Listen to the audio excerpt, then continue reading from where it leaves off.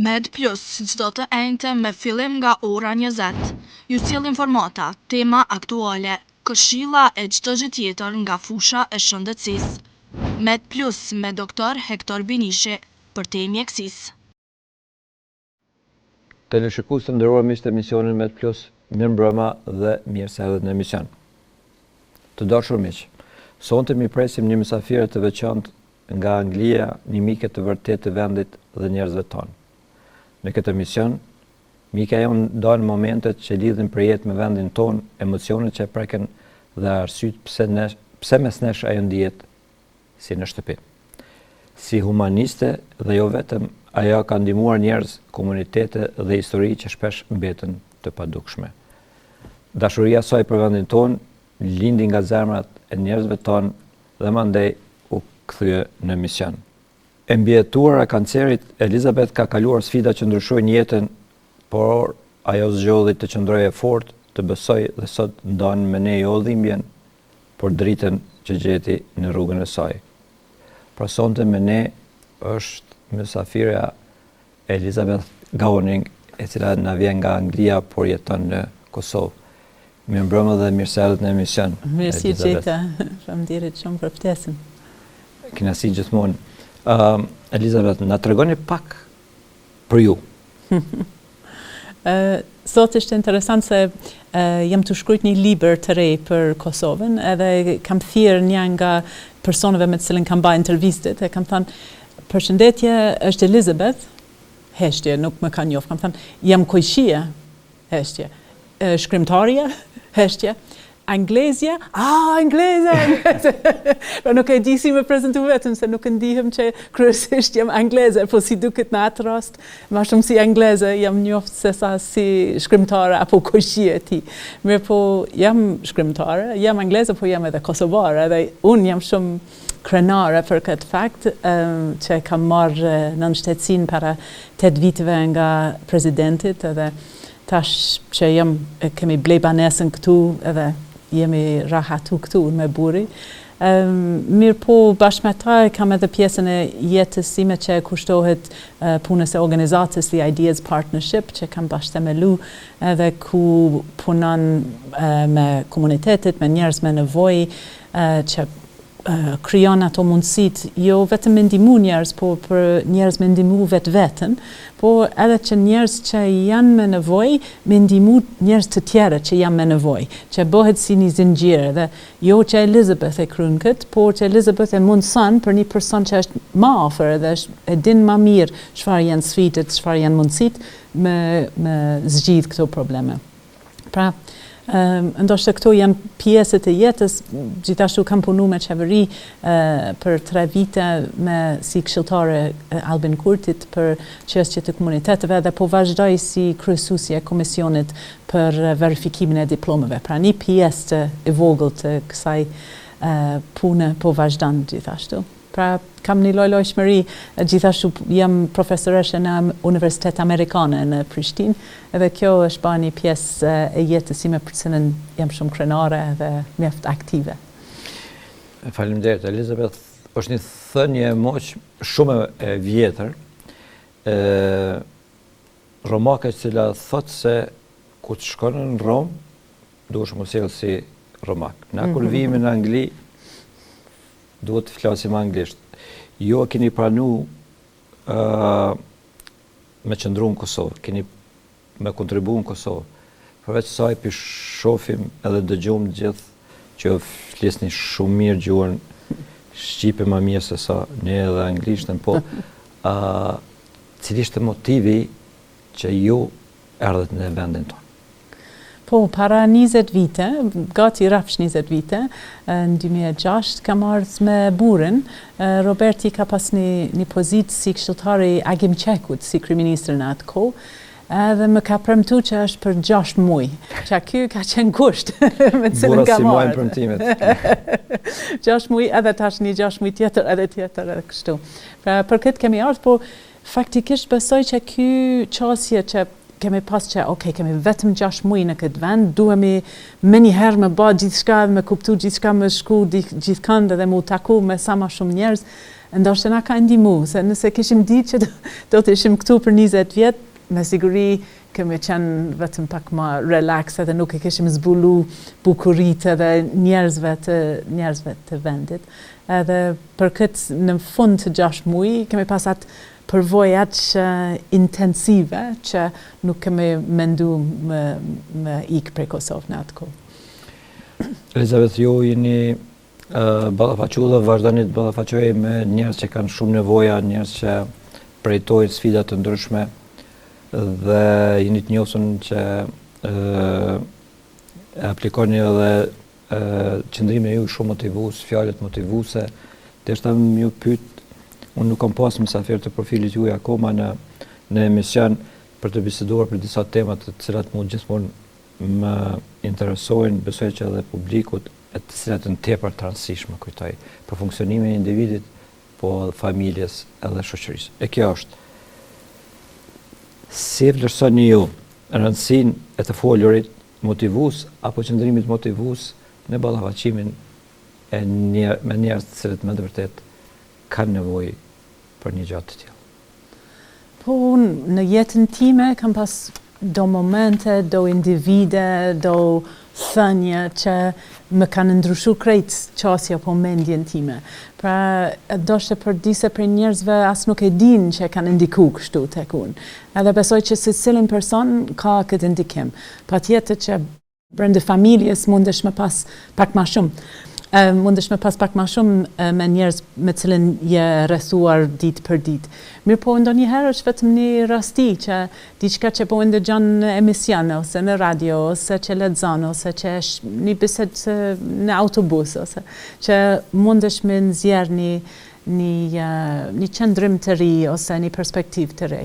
Edhe unë shpresoj që përmes meje, mbasi unë kam pas shumë privilegje dhe shumë fat mu taku me shumë njerëz edhe prej shtresve të ndryshme, edhe në Angli, edhe në Kosovë, edhe brenda shoqërisë prej më të varfër edhe kam punu edhe në qeveri.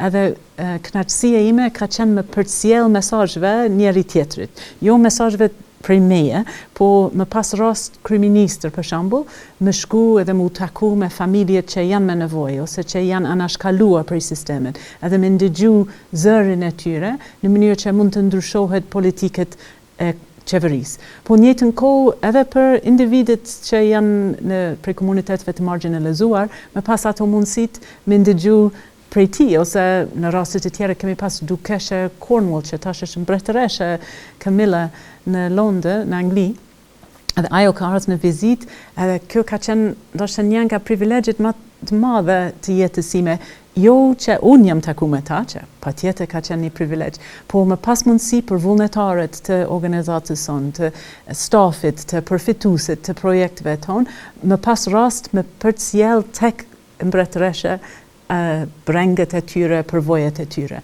Pra, nëse unë mund të jem atë urlitse në botë, mes botës English Falls, për shembull me botën Shqip Falls, ose mes shtresetve të ndryshme, prej donatorëve që kanë dëshirë me ndihmu botën, me njerëz që kanë nevojë. Me studentët, për shembull, edhe e di që studentët e mi do të shkojnë, do të vazhdojnë në jetët e tyre me ndiku shumë në Kosovë dhe më tej. Kjo është për një mend një privilegj dhe një kënaqësi me përcjell ato mesazhet, por jo prej meje, por përmes meje. E kuptoj. Elizabeth, në ditë sotit, kudo në botë, për fat keq edhe të ne në Kosovë,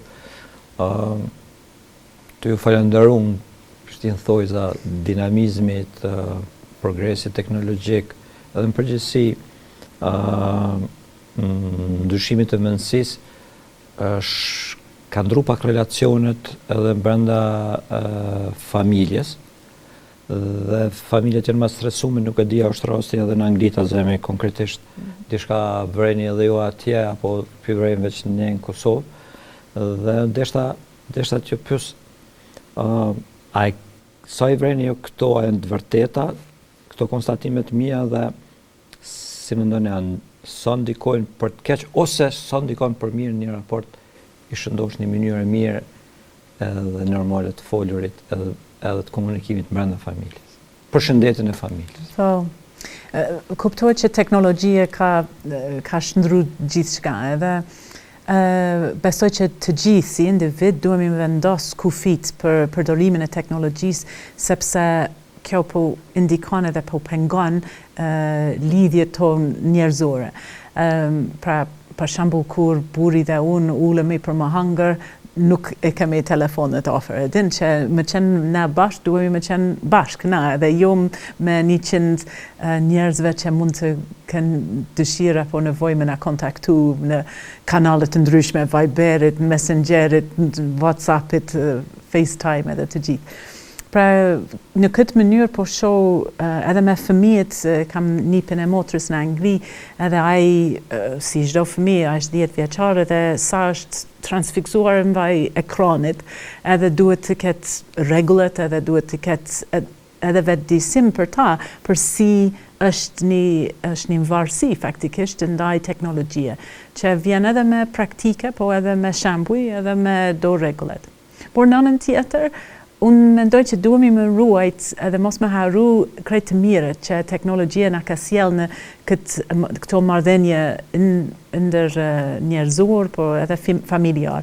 Kur unë jam largu nga Anglia për Kosovë, patjetër që një nga brenget e mia ka qenë për lidhje me prindet e mia edhe motrën në Angli.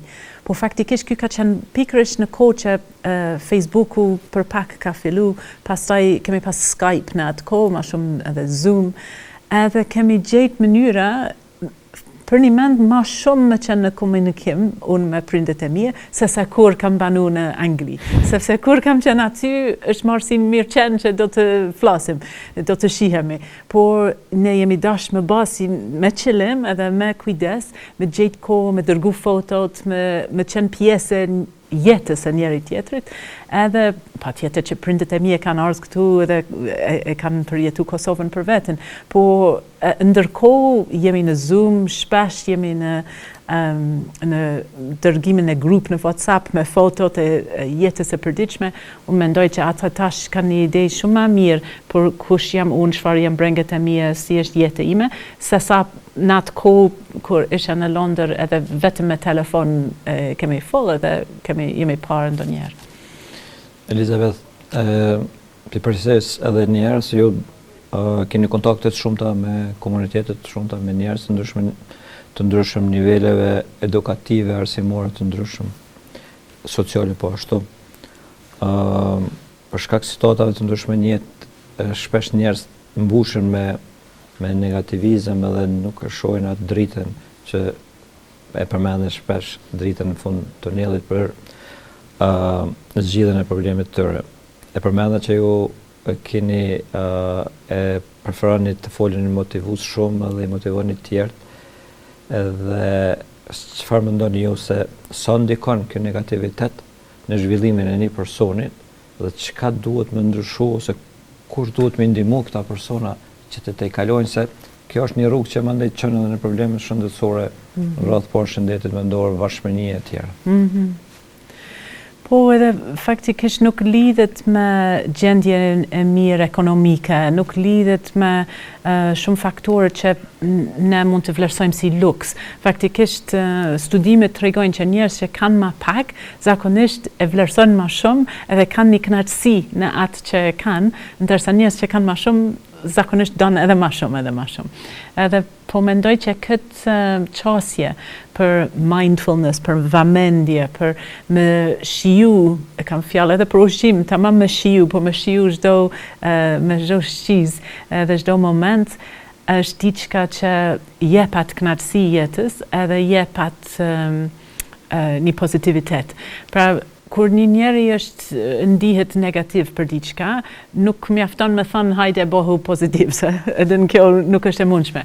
Po me thënë, çfarë janë gjërat që mundesh me prek tash në këtë moment, çfarë është teksturën e tekstilit për cilën e ki, ose çfarë është era tash që e ki në lëkurën tënd, ose çfarë mundesh me marrë me nuhat në këtë moment. Këto janë tekniket edhe kur njeri përballet me angthin ose në një moment më të vështirë. Unë personalisht kur jam në aeroplanet, ndonjëherë kam këto ndjenje të ankthit që janë të palogjikshme, nuk lidhet me janë pak si klaustrofobi, janë pak si për shkak që janë po, edhe shpesh unë përdor këto që tri gjëra që mundem me pa, tri gjëra që mundem me ndigju, tri gjëra që unë mundem me edhe kjo është një farë qetësimi sepse ti bëhesh ma grounded, ma në kontakt me botën reale.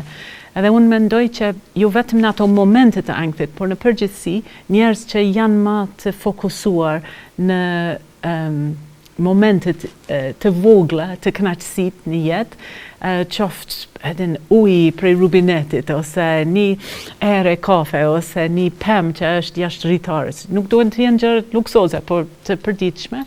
Unë mendoj që kjo është mënyrë për me indiku në pozitiviteti. Pra, jo me sulmu negativiteti, se kjo bëhet njeri më ndi edhe ma keq, po vetëm me pas si rutinë, si tradit për veten edhe bashkë me familjen, me shiju ato momentet, kjo del, në përvojën time, kjo del tek lumturia edhe tek drita. Edhe keni përmend përvojën time me kancerin e gjirit që kam pas një diagnozë para 18 muaj, edhe kjo ka qenë interesant për mua që kjo ka qenë jo pasoje, por do të thotë rezultati ma pozitiv prej krejt përvojës, menjëherë me mes diagnozës, unë kam kuptu që jam ba shumë e vëmendshme ndaj jetës, edhe çfarë privilegj është me qenë gjallë, edhe me pas mundësi me ndigju këto zëret, ose me pa këto pamje të bukura, ose me pas njerëz të dashur për rreth teje. Edhe ndoshta kur je krejt e shëndetshme edhe nuk po çon kry shumë për çka do të ndodha, sa vite, sa jetë, sa muaj jetë do të kem, atëherë ti nuk kushton vëmendje ato detajet. Edhe shpesh tash që kam pas operim, kam pas radioterapi, jam tash me do hapet edhe terapi të tjera, edhe deri tash jam mirë edhe ndihem shumë me fat për këtë, por ndonjëherë në ditët që janë shumë të angazhuar, unë mendoj me vetë si mundem sot me gjej prap atë ndjenje që kam pas ditët mas diagnozës, që ka qenë si një mrekulli, si një kënaqësi shumë intensiv me thjesht fakti të jeturit gjallë. Edhe kjo duhet të jetë jo vetëm kur ke pas një diagnozë për diçka, por duhet të jetë çdo ditë. Vërtet. Elizabeth, unë i kom pas edhe 3 zonja, të cilat janë mësafiret, të cilat janë të mbijetuar nga kanceri i gjirit. Dhe ato kanë thonë pak a shumë të njëjtën. Më mirë, po aty kemi folë edhe për tema mjekësore. Sa kjo kategori edhe tjera, po kjo kategori konkretisht që kërkon mas shumë mbështetje, angazhim edhe shëndetësor, edhe nga shërbimet shëndetësore, sa janë të përkrahur në këtë aspekt. Po ata dëshirë të flasim edhe sa për krahasim në ndihmë situatën që kemi këtu. Sa jeni të kënaqur ju në Angli me sistemin e ju shëndetësor, pyes këtë sepse unë kam pas fatin se specializimin që kom të kryjm me në përcjell gjatë kohës profesorët nga Nottinghami. Nuk janë konë shumë të kënaqur në këtë kohën. Deshta mi kërku mendimin e ju se keni kalu ato sfidat që i kalon dikush që ka këtë problem. Unë kam pas fat sepse kam pas 2 sistemet që kanë kujdes për mua. Do thotë kam pas mamografi këtu në Kosovë, edhe jam shumë mirënjohëse ndaj sistemit Kosovës që ka zbulu, edhe ky ka qenë një mamografi rutinor, jo që unë kam gjetë diçka, por edhe faktikisht ai ishte mjaft thellë që nuk besoj që e kishe vrejt pa një mamografi. Pra, mas asaj kam shku në Angli, mas asaj edhe biopsi që ka konstatu që ishte kancer, kam shku në Angli për operim. Pra, aty kam pas sistemin angleze, edhe faktikisht radioterapi kam ba edhe në Angli, po pastaj duhem do hapet ditor edhe do injekcion çdo 3 muaj, edhe një tjetër çdo 6 muaj, edhe këto mundem me pas këtu. Pra, jam shumë mirënjohëse edhe që KUK në Prishtinë, sepse po vazhdoj aty me onkologjist aty. Pra, unë ndihem që me dy sistemet kam bjetu shumë bukur. Në Angli pa tjetër që ka shumë probleme me sistem shëndetësor edhe njerëz sidomos me kohën e pritjes për operime. Babi jem për shembull nesër faktikisht që ka një operim për si quhet kukën po. Edhe kjo e ka prit nuk më mbaj mend tash. Një vit a diçka, edhe një kohë shumë gjatë edhe ai ka pas shumë dhimbje ekstrem ndërkohë. Mirë po, për kancerin e gjirit, pikërisht, në Angli ka një pathway, një breast cancer pathway, edhe ka do afatet që prej që është konstatu që e ki diçka, brenda 2 javë duhesh me pas një takim me onkologën, edhe brenda, nëse nuk gaboj, 1 muaj apo 6 javë mas asaj duhesh me pas operim nëse është konstatu që kjo është e nevojshme. Do të thot mjaft shpejt edhe me një sistem mjaft mirë.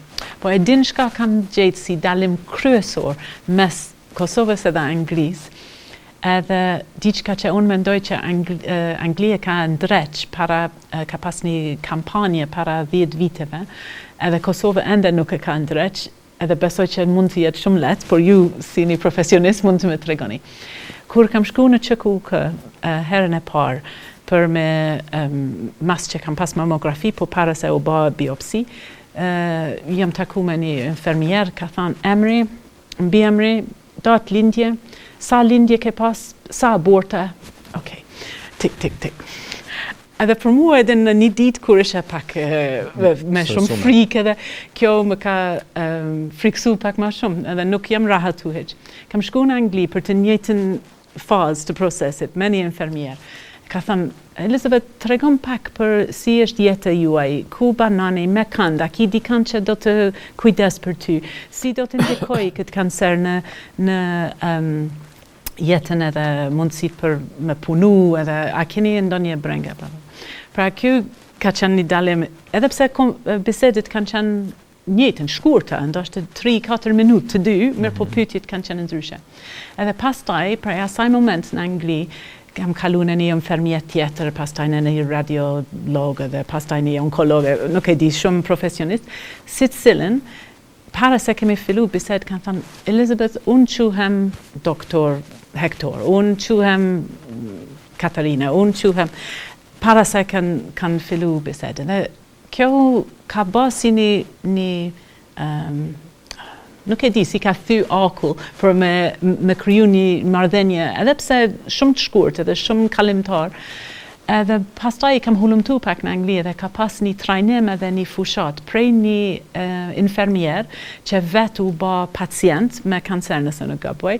Edhe ajo ka kuptu që stili infermierve ka qenë njëjtë pak si që kam përjetu në Kosovë. Do të pas një përshëndetje, pas një prezentimin edhe ajo ka thënë që si pacient unë ndihem padukshëm, të njerëz nuk kanë folë me mua si një person.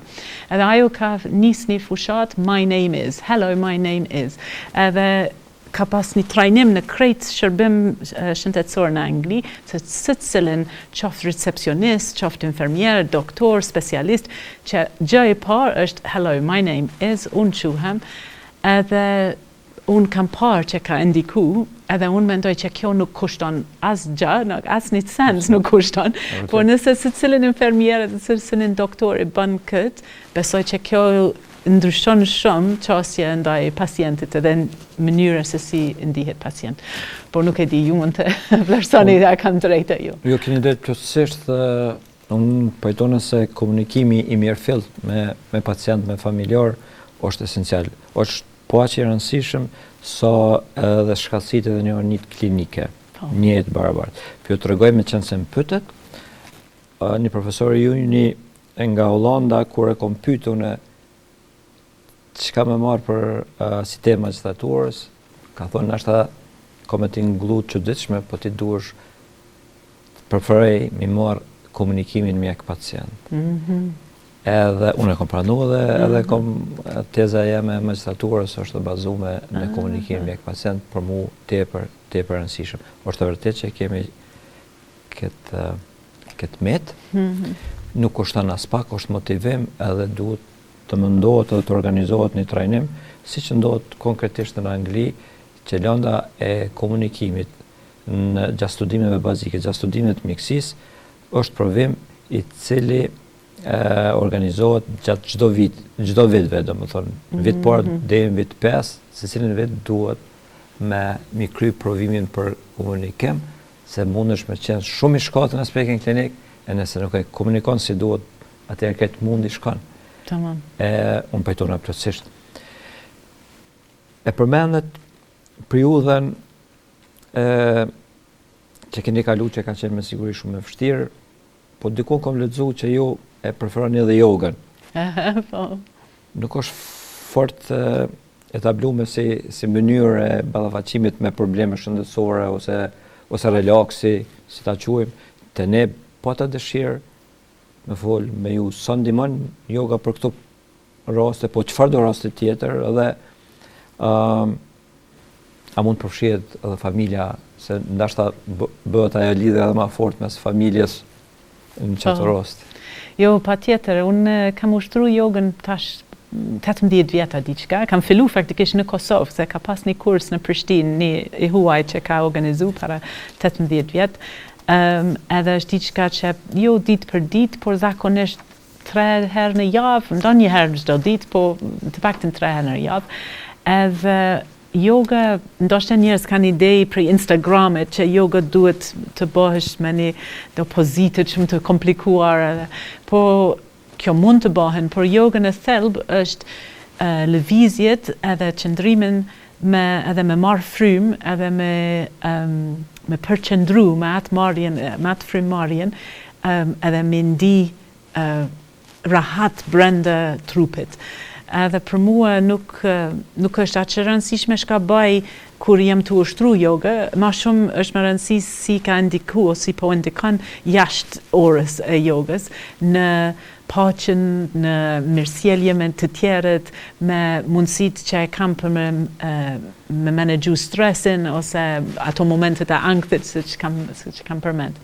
Por mbasi keni pyet për familjet, kjo ka qenë një e mirë që ka dalë prej Covidit për mua, sepse gjatë Covidit kemi kriju një grup në Zoom me motrën edhe me nanën, edhe me shoqën time Kaltrine, edhe me do shoqet e tjera në fillim, por fakt tash jemi motrën, nana edhe Kaltrine dhe unë, edhe prej Covidit që e bjen tash gati 6 vite, jemi taku çdo javë, edhe kemi ushtru yoga së bashku në Zoom. Pra kemi gjetë në YouTube, falas, në video, zakonisht 20 minuta diçka, e lëshojmë në ekran, edhe se cilin e bajmë, edhe ne kemi pas momentet që motra për një kohë ka qenë në Costa Rica, mami në Angli, unë në Kosovë, Kaltrinë ndonjëherë në Kanadë, kudo që në botë jemi, po bashkohemi në këto ushtrime, marrim frymë bashkë, lëshojmë frymë bashkë, edhe shumë po indikon edhe me familjen, me shoqen, po edhe me veten, sepse është ndryshe kur e ki e caktuar në agjendën që në filan orë, në filan ditë do të ushtron, nuk e lan si rasti, se nëse është vetëm punë që me motivu veten me hy në YouTube edhe me lëshu video, ka shumë gjasë që kjo nuk ndodh. Pra, jam shumë mirënjohëse për shoqërinë dhe familjet që më kanë dhënë atë llogaridhënie për me vazhdu me jogën, por kam parë se si po ndikon jogën atë ndjenjen e rahati brenda trupit tënd. Edhe përkundër çfarë do problemet e kin në jetë ose me shëndetin, por vetëm me pas 20 minutë kur je rahat edhe je fokusuar në trupin tënd, është diçka që rrezaton pastaj në ditën, pjesën tjetër të ditës. Po tjetër unë besoj që ju pranoni edhe një rrit numrin e anëtarëve të grupit, se do të bëhet edhe më mirë. E përmendat ju që jeni ballafaqua edhe me sistemin shëndetësor këtu te ne dhe ndër tjera, nuk e di ka qenë motivi kryesor ose ndër motivet kryesore kjo që ju të angazhojë edhe për lindjet sigurta, sidomos lindjet sigurta të grave të komunitetit nëse unë jam gabim.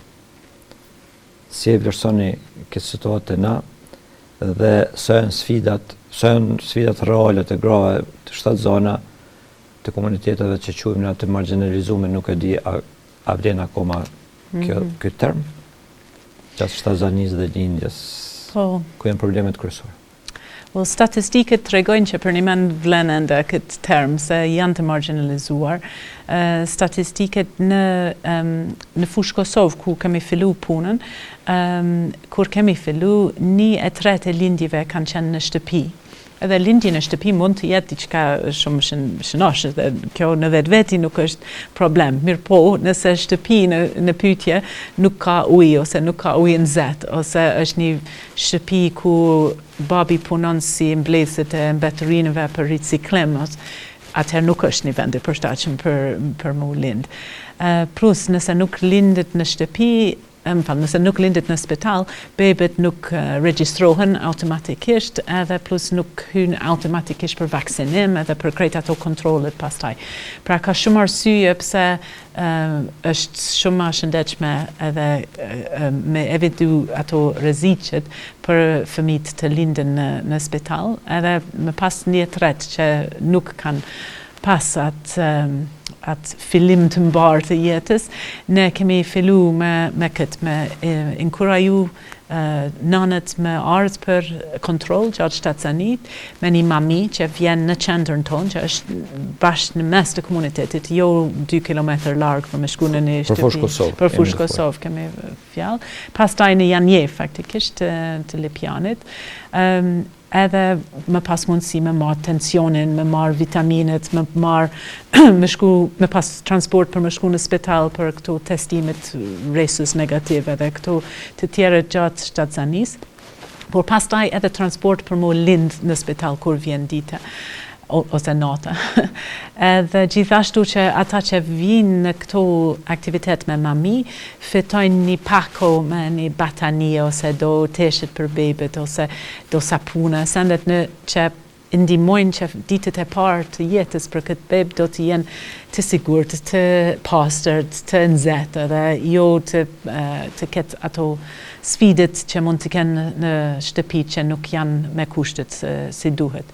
Shumicën e këtyre gjërave, bataniet ose bebet, veshëmbathje për bebet, janë donacione që kemi marrë edhe prej brenda Kosovës, edhe prej jashtë Kosovës, sidomos njerëz që vetë punojnë me krebse do batanie, edhe kjo më pëlqen shumë këtë lidhje mes njerëz të vullnetit të mirë me bebet e reja qytetarët më të ri të shtetit e Kosovës.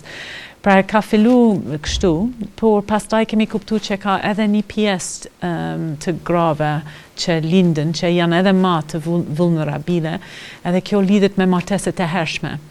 Në komunitetet rom, ashkali edhe egyptian, sipas statistikëve të UNICEF-it bashkë me Agjencitë të Statistikëve të Kosovës, 37% e vajzave që tash janë nën moshën 30 janë martu nën moshës 18, do të thotë janë moshu si të mitur. Edhe kjo, edhe një numër edhe alarmante nën moshës 16. Pra kemi të bërë me përimend vajzat që nuk janë në pjekurinë duhur për mu martu, pastaj për mu lind. Shpesh martohen me djemt që gjithashtu janë të ri, edhe kjo është edhe një problem për një fëmijë, një i mitur qoftë vajzë qoftë djalë. Por tek vajzët ka një ndikim më të madh, edhe sepse ata braktisën shkollën automatikisht kur martohen, ndërsa ka raste kur djemt munden me vazhdu. Por edhe që janë vajzët që pastaj bëhen shadzane dhe ka një ndikim më rëndësor tek organizmet e tyre. Pra kemi parë që kjo ndikon edhe në arsim, edhe në shëndetësi, por edhe në qasje pastaj në përpunësim ma vonë. Edhe ndikon tek jetën e bebës e tyre, sepse kanë një prind apo 2 prind të pa pjekur edhe që nuk janë në pozitë të mirë për me qenë prind. Pra kemi edhe do iniciativ nga The Ideas Partnership, po edhe si këshilltare e kryeministrit unë kam udhëheq në grup qeveritar kundër martesëve të hershme. Kemi shku në të gjithë komunët e Kosovës ku ka një numër të konsiderueshëm të komuniteteve rom ashkali egyptian, tu përfshi edhe Gjakov, edhe kemi kuptu që ndryshon shumë prej lagje në lagje, prej komune në komunë, por edhe në brenda komunës prej lagje në lagje. Ka disa lagje, disa komune ku ka prej këtyre komuniteteve edhe nuk ka as pak një tradit të martesave të hershme. Vajzat vazhdojnë shkollën, vazhdojnë edhe në universitet dhe pastaj martohen edhe kanë fëmijë në moshën e duhur. Mirë po kemi gjetë edhe kjo vlen edhe për një pjesë të Gjakovës, por edhe në shumë qytete të tjera, që ka lagje kur kjo është e mirëqen që kjo gjithkush supozojnë që një vajzë kur vjen moshën 14 është në fillim të kërkimin e burrit e saj. Mund të jetë 15 a 16 kur martohet, po pastaj pritet shumë shpejt që ajo të lindë një fëmijë, edhe pastaj fillojnë shumë probleme shëndetësore, ka një ndikim nëse bebet linden nënën e tyre është nën moshën 20, ka 50% më shumë gjas që nuk do të mbijetojnë në vitin e parë. Pra ka një ndikim direkt edhe tek bebet. Edhe plus kemi parë që ka lidhje pastaj edhe me dhunë brenda familjes që e ki një nuse që vjen prej jashtë, por është ende fëmijë edhe krijojnë problemet brenda familjes. Pra kemi punu bashkë me policinë, me punëtor social, bashkë me vetë komunitetet, me aktivistët prej komuniteteve. Edhe kemi parë që ka mënyre që mundemi me përbalu këtë dukuri, edhe kemi parë që kjo është diçka edhe në komunitetin shqiptar, para një dy brezet, kjo ka qenë diçka që ka ndodhur, po me kalimin e kohës, me edukimin, me mundësitë ekonomike, me ndryshimin e jetës, tash nuk ekziston më gati hiç te komuniteti shumic, po është kohë tash për këto ndryshime të vinë edhe për komunitetet marginalizuar të shumit të pakiceve. Atëherë Elizabeth, faleminderit për gjitha këto, po desha të bisedojmë për disa fakte. Faktet janë që kujdesi para lindjes, gjatë lindjes dhe pas lindjes për të gjithë qytetarët e Kosovës është pa pagesë në Kosovë. Edhe prej përvojës edhe informatave që i kam dhënë nga ginekolog kolekte e mi edhe nga herë partë, ka shumë prej grave të komuniteteve që i përmendet edhe ju, të cilët e shfrytëzojnë që drejt, se kjo është e drejtë e tyre. Tash në njëjtën kohë, ju i tha disa fakte tjera që numri i grave të cilët lindin në shtëpi, me kushte jo të mira, se ne dim që me mamia lindin edhe në Hollandë edhe në Angli dhe kudo, po janë shumë të kontrolluar në aspekt sanitar dhe profesional shëndetësor. A kanë s'kanë informat mjaftueshme, me qenë se është pa pagesë? Apo kanë ndonjë arsye tjetër pse nuk shfrytëzojnë këtë të drejtë të tyre? Po, është pyetje e mirë, pyetje që duhet të shtrohet edhe tek gratë përkatëse, por unë vetë kam përcjell do gratë në qendrat mjekësore në disa vende të Kosovës, edhe kam parë prej stafit, jo në gjithë patjetër, një qasje që për një mend nuk është inkurajuese edhe që mund të jetë arsye pse dikush nuk shkon. Kam shku mbaj mend me një gru që ka pas 12 fëmijë edhe ka pas të shqie për kontraceptiv, mos më pas fëmijë të tjera, mas 12 fëmijë. Edhe ajo ka kërku spirale të vendosit, edhe doktori ka thënë që jo, nuk guxoj me vendos spirale, sepse je prej komunitetet dhe je pa pastër edhe mund të infektohet. Dhe për mua, edhe në kjo është në shumë aspekte, kjo është shumë fyse, por edhe është nga ana e profesionalizmit e doktorit, edhe për me bind një gru, për me marrë një hap të tillë dhe pastaj me marrë një qasje të tillë. Edhe unë isha prezent, pra e di për këtë. Jam e sigurt që nuk ndodh me çdo doktor edhe me çdo pacient, por mjafton një dy raste të tilla dhe kjo ndikon pastaj tek vullnetin e grave ose të gjithëve për me shku për shërbime. Faleminderit shumë, jemi ka fundi i emisionit pjesës zyrtore, se kemi 2 pjesë. Mesazh për ato gra, ato familje për fund të cilët kanë frikë nga problemet shëndetësore, sidomos në base edhe për ato gratë të cilët me të vërtet kanë nevojë për ndihmë shëndetësore dhe nuk kërkojnë ndihmë shëndetësore në base edhe për ne, si personel shëndetësor. Po, një pjesë e punës që bëjmë me vajzat si parandalimtar martesëve të hershme është për ata me ditë të drejtat e tyre. Dhe kjo vlen për gratë. Kjo ndoshta është ndryshim i madh që kam parë gjatë kohës që kam punu me komunitetet që i bjen 14 vjeç tash.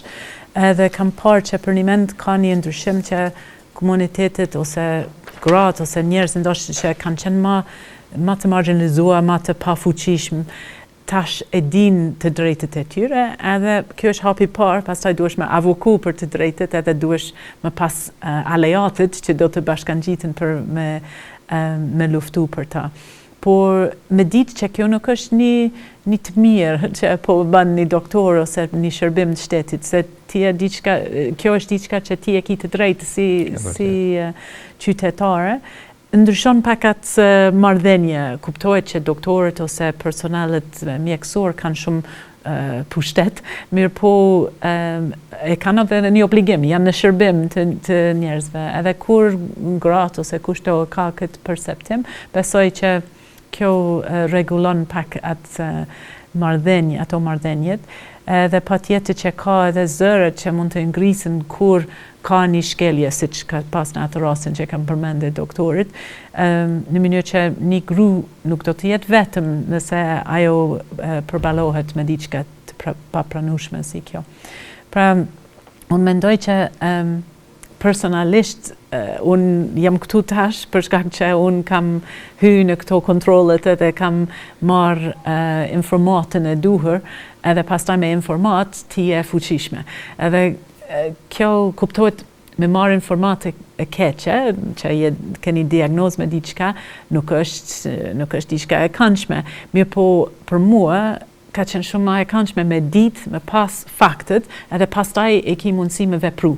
Ti e din qoftë në mënyrë mjekësor, qoftë edhe me lifestyle, me shka hanë, shka pinë, si trajton veten, ti mundesh me ba ndryshimet. Kam pas një bised para 1-2 javë me një koleg që ka pas sheqerin e naltë si pas kontrolit, edhe po tutet tash për me u kthy, për me ba kontrol prap. Edhe faktikisht ai ka marrë shumë hapet, shumë të nevojshëm mbas që është konstatuar që ai ka sheqerin e naltë, se ai ka parandalu pirjen e pive energjike dhe ka ndryshu, ka pishu ma shumë ujë edhe ka ndru ndyret në dietën e tij. Shumë gjërat ka bë për të mirë. Edhe unë kam thënë shko pra, bani një kontroll, sepse kështu do të ditë a ka pas efekt. Edhe nëse nuk ka pas efekt, e ki mundësi me provu diçka tjetër. Nëse ka pas efekt, kjo është një motivim për me vazhdu në këtë rrugë që është shumë e mirë për shëndetin në përgjithësi, jo vetëm sa për këtë sheqerit. Po kam parë që për ta informat nuk është diçka që të fuqizon, por është diçka që për ta ka qenë një farë, a ka pritu me shku dhe ka pas frikë prej informatës. Unë mendoj që çdo informat për organizmin ton është diçka e mirë pritur, edhe kur informat nuk është e bukur, por është diçka pastaj që mundesh me marrë hapet e nevojshme për me përbalu. Shumë faleminderit Elizabeth për gjitha këto mendime edhe tregime dhe informata. Për pyetje personale, në këtë rast unë kam pas dilema për herë të parë se me pas kohë i kisha boja 4-5, po kështu që pja nisim me të parën. E kjo është me një fakt. Ju e dini që unë kam shumë miqë në Angli, sidomos në Cornwall. Edhe ne kemi borgjë jo veç miqësin, unë personalisht e familja ime, i kujdesin e tyre ndaj nesh, po krejt Kosova, edhe Shqipëria, që shedin edhe jo, për ndihmet që rotara janë ndihmet masive prej vitit 2000 e deri me tani, që me të vërtet kanë qenë masive, pi përmendë disa 5 kamion rezerv fikse për Gjakov veç, 4-5 autoambulanca, e shumë ndihmave për spital, për fëmijë, për komunitete, për gjithë. Arsyeja pse e përmenda këto se më të vërtet ju kemi me borgj, edhe shfryzova rastin që edhe ju jeni nga jona edhe i njeni disa edhe personalisht prej tyre. Tash ju keni shoqëri me shumë njerëz në Kosovë, po lokalizohen në Gjakovë, ju keni edhe shoqërinë me, sa di unë, mbas edhe më shumë, por ato që e di unë me 2 familje të nderuara Gjakovës, kjo është familja e Honës Kosorit dhe familja e Bardhyl Oseku. Tash na ka ardhur edhe Malzat, cilën ju do të shkonim i taku me Katrinën bashkë së shpejti. Po, përveç kësaj ju i keni shkruar 4 libra veç për Kosovën, keni bërë përkthimin e autobiografisë të Adem Demaçit, të Ndjer, edhe për këtë autobiografi nuk do të flasim, për arsye se kemi pas djalin vetën në studio, edhe kemi bisedu pak edhe për jetën e Botës Adem që shëquim. Mirë, po do të flasim për një person shumë interesant dhe shumë të rëndësishëm për historinë shqiptare dhe për përgjithësi kombin tonë. Është një person i cili ka qenë 9 herë i dënuar për vdekje dhe në fund edhe kanë vrarë si atentat në Selanik. Bëhet fjalë pra për heroin kombëtar Hasan Prishtina.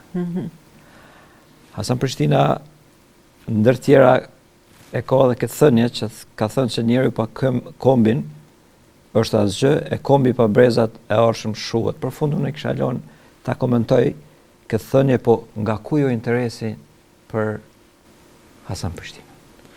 Po, unë kam mësu shumë prej përkthimit që kam bërë të memoarët e ti, dhe kjo ka qenë, gjithmonë kur punoj në një libër, është me hynë në një botë dikujt, dhe për me ndëgju kujtimet e ti, po është shumë interesant, sepse kur është po tu, ka pas pak rezistencë ose do kritike, jo për mua si përkthys, po për fakti që ai ka kritiku do të tjerët të kohës, që si që janë Ismail Qemajli për shembull, edhe është si që njerëz nuk tolerojnë më pas kritike për hero të kaluarës.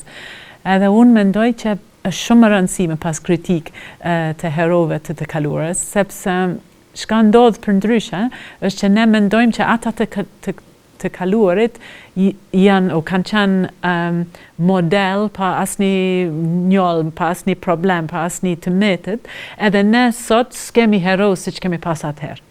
Faktikisht unë mendoj që ne sot kemi hero të ndryshme, nuk po flas vetëm për të madhe, për politikanët e sane, po flas për hero të komuniteteve, të hero në familjet tonë, hero që na inspirojnë, ju e keni pyetur në fillim si inspirim.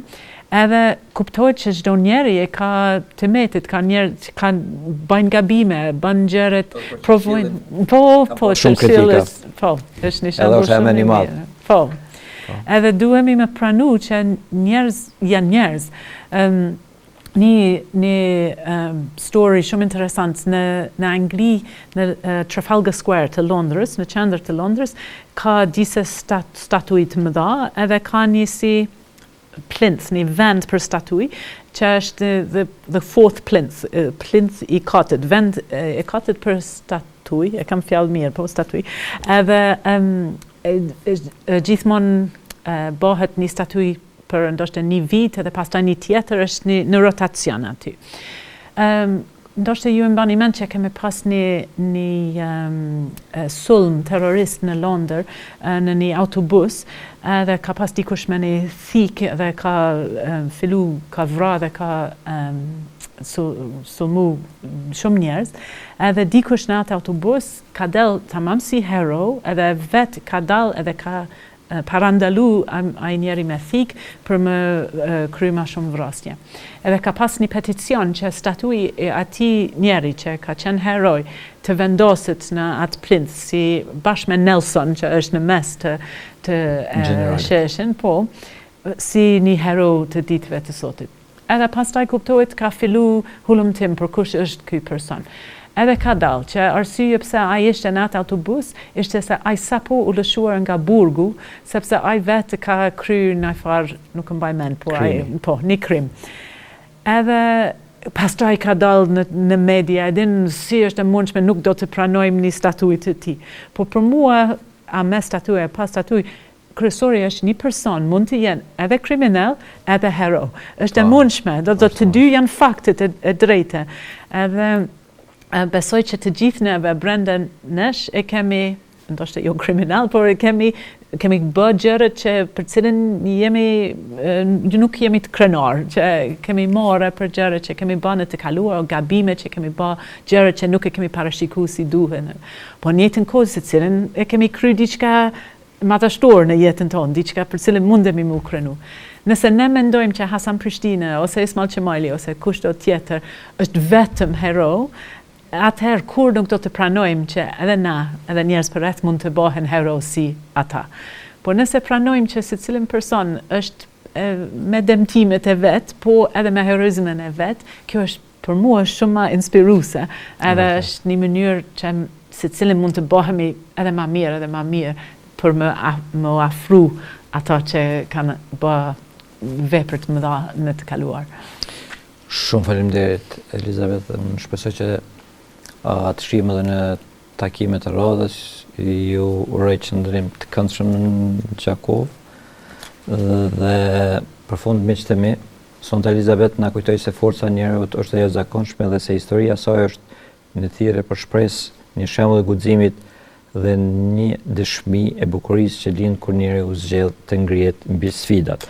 Pata dëshirë shumë shkurt ta komentoj edhe thënien e prezentuar në të cilën e ka dhënë herojon kombëtar.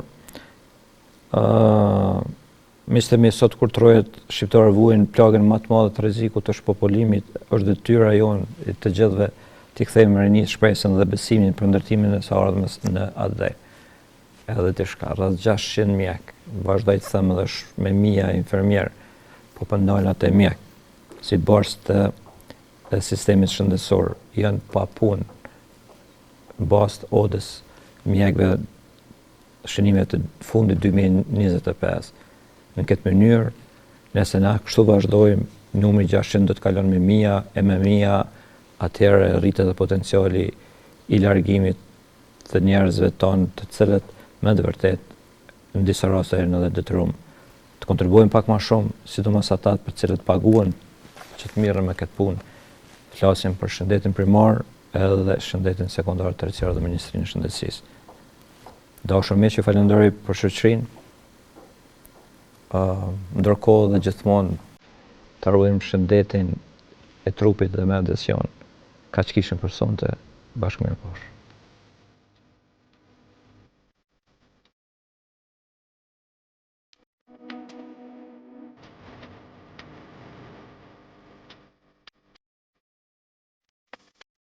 Med Plus, çdo të enjte me fillim nga ora 20. Ju sjell informata, tema aktuale, këshilla e çdo gjë tjetër nga fusha e shëndetësisë. Med Plus me doktor Hektor Binishi, për te mjekësisë.